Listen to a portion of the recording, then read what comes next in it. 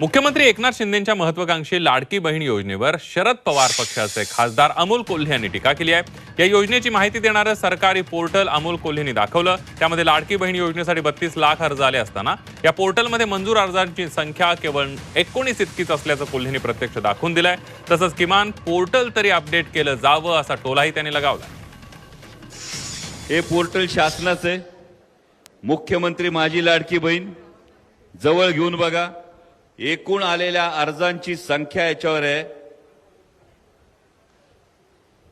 ती 32 लाख अर्ज हे एकूण आलेले आहेत आणि या 32 लाख अर्जांमध्ये पोर्टलवर मंजूर अर्जांची संख्या एकूण 19।